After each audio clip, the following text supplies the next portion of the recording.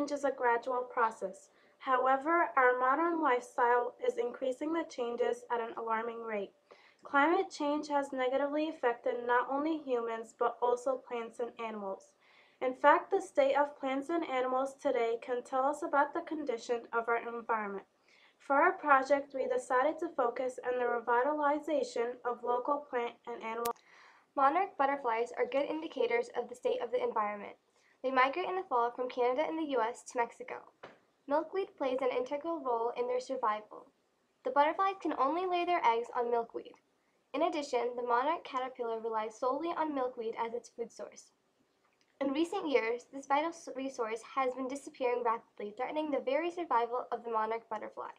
To understand how this came to be, we must look back to previous. In 2005, a law was passed limiting the additives to gasoline which were polluting groundwater. This resulted in the mass use of biofuels as an alternative energy source. In fact, by 2013, the United States produced 57.6% of the world's supply of biofuel. Ethanol, derived from corn, is the primary source for these biofuels. Due to this, the demand for corn increased, and farmers made use of marginal lands, the main habitat of milkweed, to increase corn production.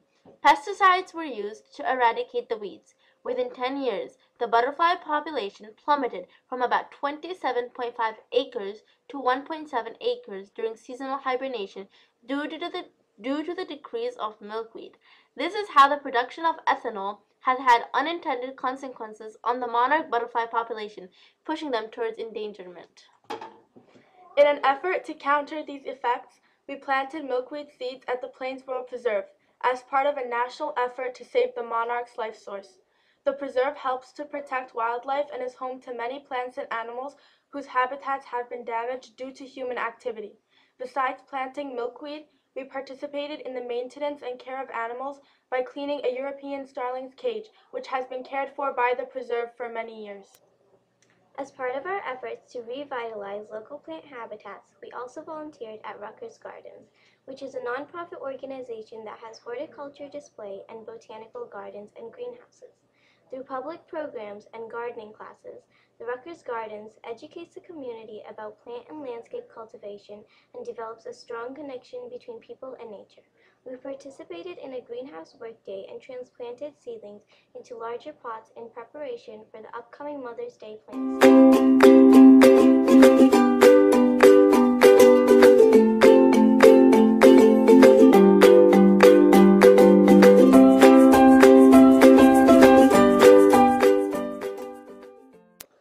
Greenhouses prevent plants from extreme temperature and levels of humidity and allow them to grow. By volunteering at the greenhouse, we facilitated the plants to grow in a more consistent environment, even in harsh weather conditions without the threat of frost. This experience has affected us positively. As a result, we plan on volunteering regularly at the Rutgers Gardens to plant seedlings and help with ground preparation. However, this is not the end. We are petitioning to ban styrofoam in Middlesex County as our own initiative. Styrofoam is non-renewable and takes at least 2,000 years to decay, making it a major source of pollution in our communities. We are still working to accumulate enough signatures to bring it to the county administration. Please help us in our efforts by signing our petition and spreading the word.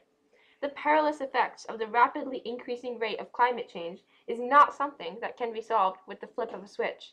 It is an issue that can be improved through simple acts as we have done. The small but effective steps taken are what can better our planet. Together, we can make a difference. Small steps.